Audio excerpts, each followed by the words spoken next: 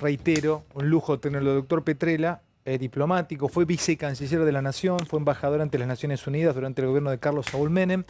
Y vuelvo otra vez a lo diplomático, doctor Petrella, porque no hay conexión desde lo diplomático. Incluso Estados Unidos, tenemos algunas declaraciones que vamos viendo en algunos, algunos graphs o algunas noticias, fotonoticias. ¿Está fallando la diplomacia? ¿Usted lee que está fallando la diplomacia o es cuestión de tiempo?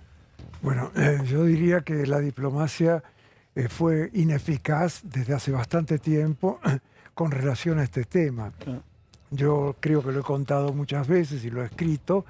Los rusos, caído el muro e implosionada la Unión Soviética, decían: si la NATO es una organización para frenar a la Unión Soviética y esta ya no existe, ¿cuál es el objetivo de la NATO y por qué nos acosan a nosotros?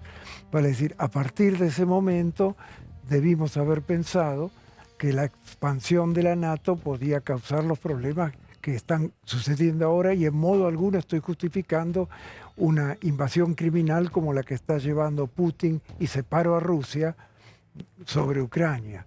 Es decir, lo que no hemos tenido en cuenta, yo creo, es la opinión de los países de la ex Unión Soviética, ninguno de los cuales quería seguir viviendo bajo la égida de la Unión Soviética.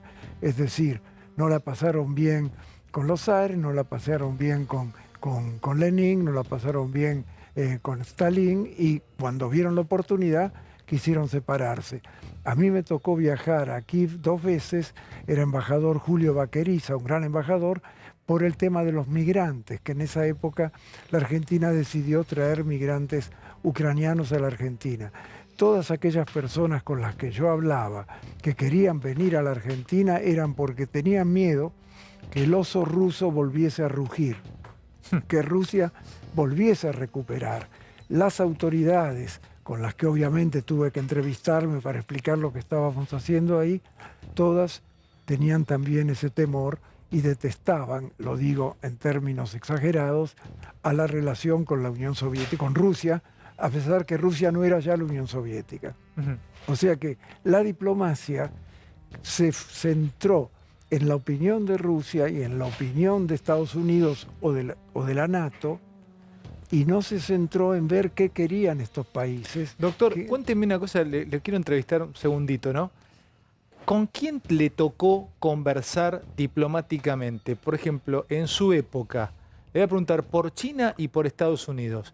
¿Quiénes eran los diplomáticos? ¿Qué época le tocó a usted? Estaba Bush padre en esa época, ¿no? Mire, a mí la contraparte mía en Estados Unidos era Stroop Talbot, que era el número 2, y el que estaba justo abajo era Abrams, que era un hombre de mal carácter y con el cual había que tratar de ser lo más amable posible. ¿Lo conoció personalmente a Kissinger? Lo vi a Kissinger varias veces académicamente, y una sola vez me tocó verlo en un ascensor del Plaza Hotel de Nueva York en los años 70, que se abrió la puerta. En el último piso estaba Viñes, que era nuestro canciller, y yo bajaba en el ascensor, un enorme ascensor, se abrió la puerta y entró un malón de americanos que me aplastaron contra la pared y ni siquiera se dieron cuenta que yo estaba ahí. Entre ellos estaba Kissinger, y Kissinger tenía un papel en la mano y lo arrugaba. Y le decía a un asesor de él, parecido a Bataleme, pero no tan inteligente: esto es lo mejor que vos podés hacer, esto es lo mejor que vos podés hacer. Y seguía arrugando el papel con muy mal carácter y un horrible acento mezclado. Pero lo recuerda. ¿Sabés, Petrella? Hay una frase muy interesante de Kissinger que me gustó mucho, que escribió la otra vez en relación a la invasión rusa a Ucrania, de cómo concebía lo que tenía que ser un acuerdo diplomático.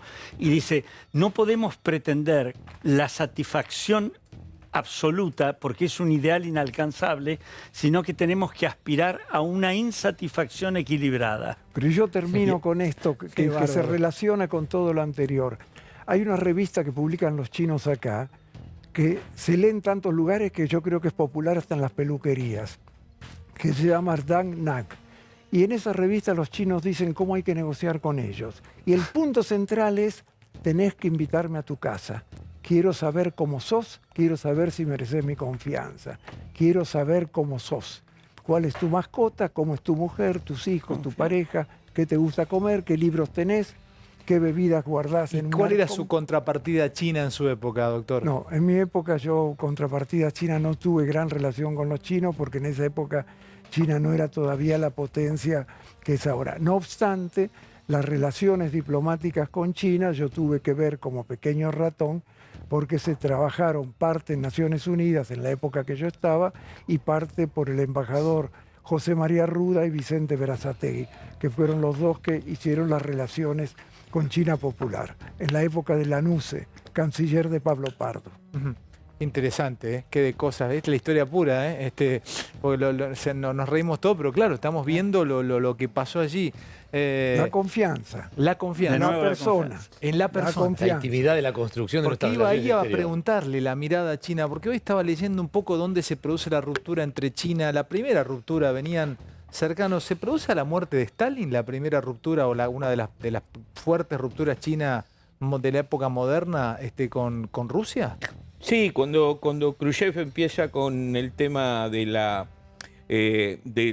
desestalinización y empieza... ¿De qué lado está Rusia, profesor? Lo que estamos, China. Estamos desculando esto, tratando de hablar todo el tiempo esto. Ya hablamos del Yo del creo que nuevo China orden. está A del ver, lado ¿no? chino. No, bueno, pero esa es una respuesta fácil.